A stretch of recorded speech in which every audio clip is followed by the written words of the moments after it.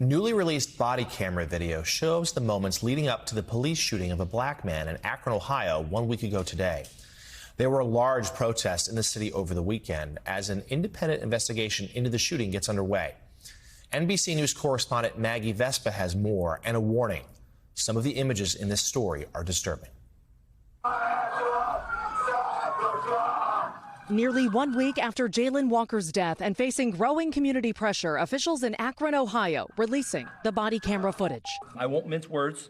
The video you're about to watch is heartbreaking. It shows a harrowing police chase followed by a stunning hail of bullets. An estimated 90 rounds fired by 8 Akron, Ohio officers, killing and leaving 25-year-old Jayland Walker with 60 wounds to the body, according to authorities.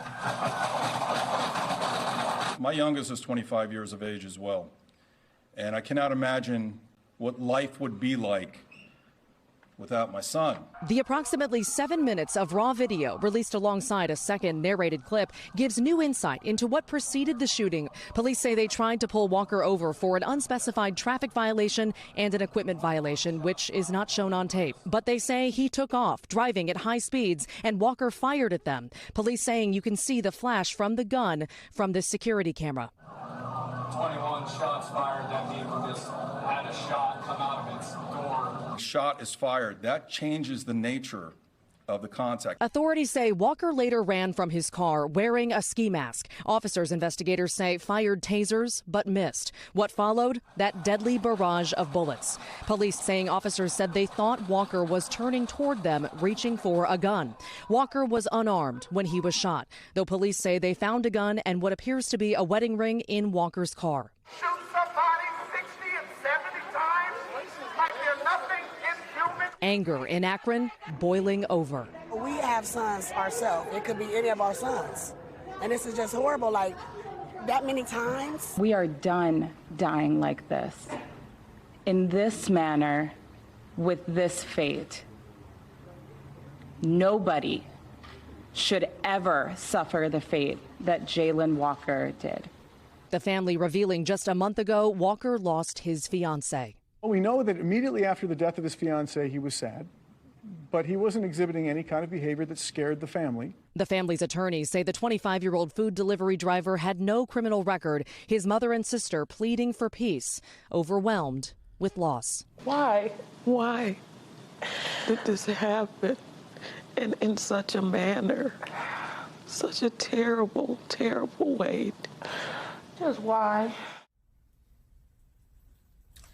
Joining us now, attorney for the family of Jayland Walker, Bobby DiCello. We saw him there in that package. Good morning, sir. Thanks for being with us today. What can you tell us about the latest in this investigation and the impact this new video, hard to watch, and also, of course, now the revelation from the medical examiner that as many as 60 wounds were found on Walker's body. What impact may this have on the case?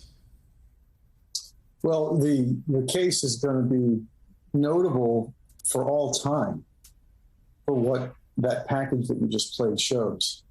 A young man running across a parking lot is met with over 90 rounds, at least 60 of which strike his body. That's what the medical examiner is showing. And I need you to think about this. In Kentucky, just a few days ago, a white man sat in his house, barricaded himself, killed 2 or 3 officers, and is in jail today.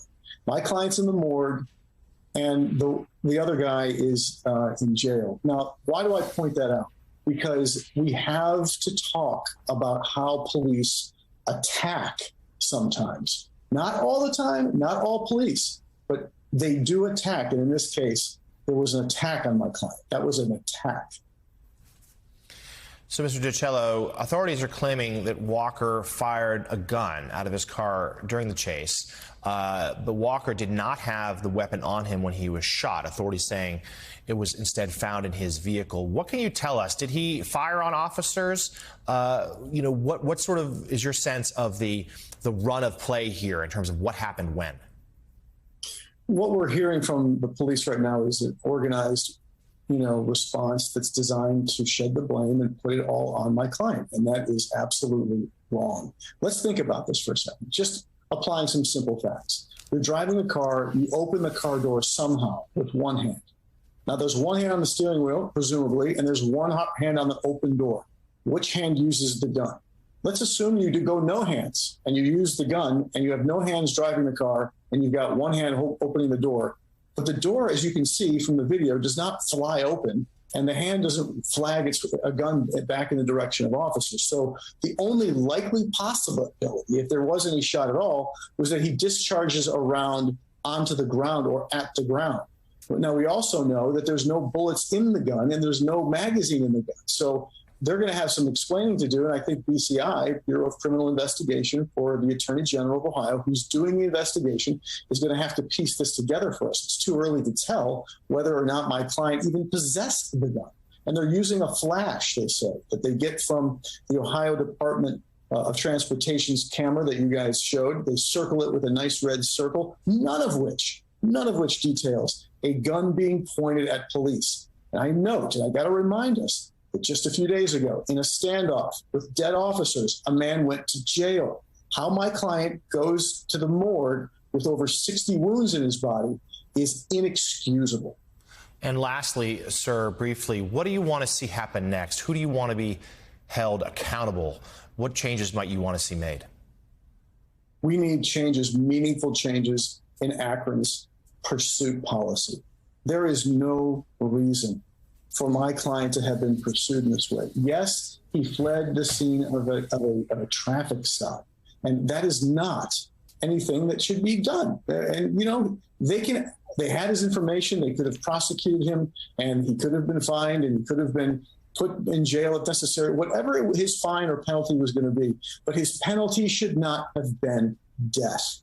And I have to emphasize, not only does the chase policy need to be reformed, but their use of force policy needs to be reformed. And it needs to be in line with the state of the art when we talk about how guns are used and under what circumstances. In this case, 2 officers used tasers.